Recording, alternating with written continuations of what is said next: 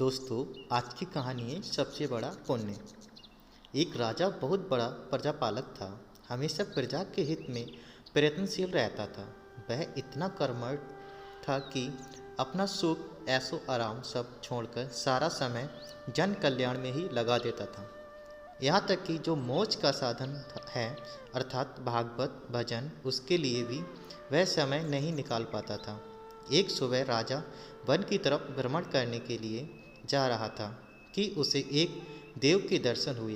राजा ने देव को प्रणाम करते हुए उनका अभिनंदन किया और देव के हाथों में एक लंबी चौड़ी पुस्तक देखकर उनसे पूछा, महाराज, आपके हाथों में ये क्या है?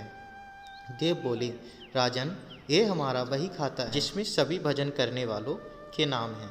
राजा ने निराशा युक्त भाव से कहा, कृपया देखिए तो इस किताब में कहीं मेरा नाम भी है या नहीं। देव महाराज किताब का एक एक पृष्ठ उल्टने लगे, परंतु राजा का नाम कहीं भी नहीं नजर आया। राजा ने देव को चिंतित देखकर कहा, महाराज, आप चिंतित ना हो, आपके ढूंढने में कोई भी कमी नहीं है। वास्तव में ये मेरा दुर्भाग्य है कि मैं भजन कीर्तन के लिए समय नहीं निकाल पाता और इसलिए मेरा नाम यहाँ नहीं है। उस दिन राजा के मन में आत्म अग्नि सी उत्पन्न हुई, लेकिन इसके बावजूद उन्होंने इसे नज़रअंदाज कर दिया और पुनः परोपकार की भावना लिए दूसरों की सेवा करने में लग गए। कुछ दिन बाद राजा फिर सुबह वन की तरफ टहलने के लिए निकले तो उन्हें वही देव महाराज के दर्शन हुए। इस बार भी उनके हाथ में एक पुस्तक थी।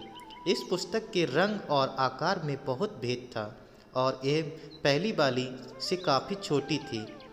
राजा ने फिर उन्हें प्रणाम करते हुए पूछा, महाराज, आज कौन सा बही खाता आपने हाथों में लिया हुआ है? देव ने कहा, राजन, आज के बही खाते में उन लोगों का नाम लिखा है जो ईश्वर को सबसे अधिक प्रिय है। राजा ने कहा, कितने भाग्यशाली होंगे वे लोग, निश्चित ही वे दिन रात भगवत भजन में लीन रहते होंगे। क्या इस पुस्तक में कोई मेरे राज्य का भी नागरिक है? देव महाराज ने बही खाता खोला और एक क्या, पहले पन्ने पर पहला नाम राजा का ही था। राजा ने आश्चर्यचकित होकर पूछा, महाराज, मेरा नाम इसमें कैसे लिखा हुआ है? मैं तो मंदिर भी कभी कभार ही जाता हूँ। देव ने कहा, राजन, इसमें आश्चर्य की क्या बात है? जो लोग निष्काम होकर संसार की सेवा करते हैं, जो लोग संसार के उपकार में अपना जीवन अर्पण करते हैं, जो लोग मुक्ति का लोभ भी त्याग प्रभु के निर्बल संतानों की सेवा सहायता में अपना योगदान देते हैं, उन त्यागी महापुरुषों का भजन स्वयं ईश्वर करता है। हे राजन, तू मत पछता कि तू पूजा पाठ नहीं करता। लोगों की सेवा कर, तू असल में भगवान की पूजा करता है। परोपकार और निस्वार्थ लोक सेवा की किसी भी उपासना से बढ़कर है। राजन, भगवान दीन दयालु है।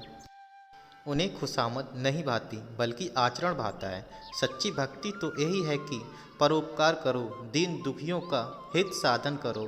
अनाथ, विधवा, किसान व निर्धन आज अत्याचारी से सताए जा रहे हैं, इनकी यथाशक्ति सहायता और सेवा करो, और यही परम भक्ति है। राजा को आज देव के माध्यम से बहुत बड़ा ज्ञान मिल चुका था और अब राजा भी समझ गया है कि परोपकार से बड़ा कुछ भी नहीं है और जो परोपकार करते हैं वही भगवान के सबसे प्रिय होते हैं। मित्रों, जो व्यक्ति निस्वार्थ भाव से लोगों की सेवा करने के लिए आगे आते हैं, परमात्मा हर समय उनके कल्याण के लिए यत्न करता है। हमारे पूर्वजों ने कहा भी है, परोपकाराय पुण्याय भक्ति, अर्थात दूसरों के लिए जीना, दूसरों की सेवा को ही पूजा समझकर कर्म करना, परोपकार के लिए अपने जीवन को सार्थक बनाना ही सबसे बड़ा पुण्य है।